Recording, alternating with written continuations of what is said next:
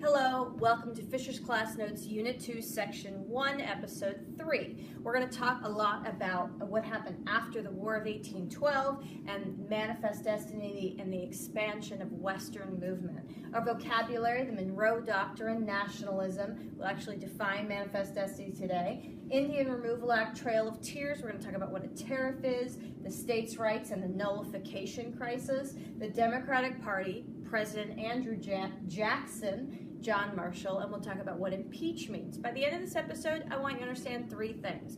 Number one, northern states, that's where all the businesses were, that's where all the factories were. They were manufacturing and based on industry, so they were selling a lot of stuff, making a lot of stuff to sell to the South and to the rest of the world.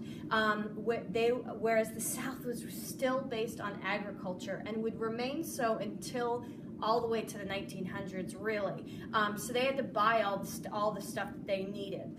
Southern states were very focused on states' rights, the idea that a state has the right to ignore laws or make their own laws that help them, and that if a national law hurts the state, then they can ignore it. And the United States really wanted to continue to expand west. After we won the War of 1812, we were failing really powerful, so we planned on taking the rest of the land all the way to the Pacific, probably most of Mexico and Canada. So, remember, after the War of 1812, we didn't really win, but we felt like we win. And we had a growing sense of nationalism. We created the Uncle Sam character. We wrote the Star-Spangled Banner, and we were a newfound power. So we had this idea of manifest destiny. That's the idea that the United States was destined to own all the land in North America. So possibly, again, even into Mexico and Canada. And we did expand into Mexico. But thousands of people migrated or moved into the land after the Louisiana Purchase territory. In fact, after between 1780 and 1840, 4.5 million people moved west. A lot of them new immigrants from Europe. And after the War of 1812, between 1815 and 1821, in those 6 years, 6 states were created. So we were rapidly expanding west. So we have the Monroe Doctrine, which we talked a little bit about. Our fifth president, President Monroe, wrote the Monroe Doctrine, although it was actually written mostly by John Quincy Adams, our sixth president. But anyway, America declared that we were the superpower, that Europe and France and Great Britain had no business in North and South America. That was our land and our decisions to be made. So we get President Andrew Jackson, arguably one of the most racist presidents, but we'll see.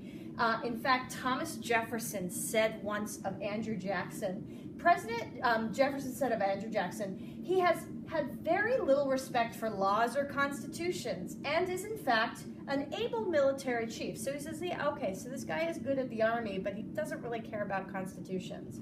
His passions are terrible, meaning he has violent temper. He could never speak on account of the rashness of his feeling, often choking with rage. He is a dangerous man. So this is when he was still in Congress. But President Jefferson's like witnessing him and is just like, this guy is like a loose cannon. He's off the chain. He just like gets really angry really quickly. But he was considered a man of the people. He was born in a log cabin. He was very little education. He was born in what was North Carolina but became Tennessee. And he was the first like real nicknamed president, Old Hickory, a tough guy. He got into lots of duels and like killed a lot of people, not just in war, but like when he got into these duels. And basically he was like a tough guy, but the people loved him because he was quote unquote man of the people.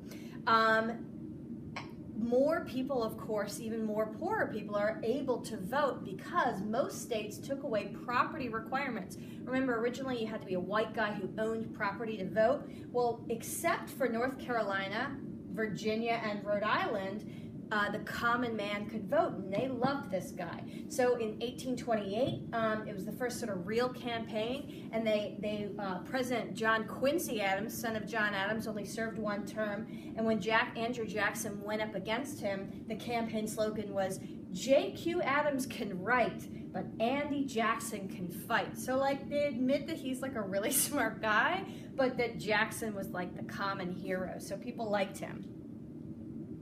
So, Indian Removal Act. One of the first things he does in office is the famous Trail of Tears, the Indian Removal Act of 1830. American Indians were to be moved west of the Mississippi River, mostly the Cherokee, Chickasaw, Choctaw, Creek, and Seminole Indians. So we get the Seminole around here, the Cherokee and Creek, Choctaw up in here, and the Chickasaw up in there. And they were going to all be moved west of the Mississippi into Oklahoma. The Cherokee actually sued the government of Georgia, saying that they had no right to violate the many, many treaties. And we're going to talk more about that in class. We're going to actually read some of those documents. And the Supreme Court Chief Justice, John Marshall, actually supported the Cherokee and said, we have 15 treaties signed by the U.S. promising them their land in North and South Carolina and Georgia, and so we have no right to take it. However, President Jackson ignored the Supreme Court and ignored the treaty and decided to push and push those American Indians out of their land despite all those treaties, which many people said was unconstitutional and illegal. So then we get the Trail of Tears. During the winter of 1838 to 1839, the American Indians were forcibly moved west, and in that time, 18,000 American Indians died on the journey. So a quarter of them died on the way there, because of course it's winter, they're walking, and it's a forced march, and it's awful. Now, horrible presidential decision. Well, he also was feeling pretty powerful, and he created the tariff of, a tariff is a tax on foreign goods, and basically it made foreign goods super expensive. This made the North really happy, because the North, that means that people are going to buy goods from the North instead of the really expensive ones from the that are extra taxed because they're coming from other countries and they have these tariffs. And so southern states, though, they're super angry because everything's more expensive for them. They were getting a lot of good stuff from Europe that was cheaper without these tariffs. So you get a real division between North and South. The tariff of 1828 was passed, and it would make, of course, products in Europe much more expensive, and so things got more expensive for the people buying it in the South.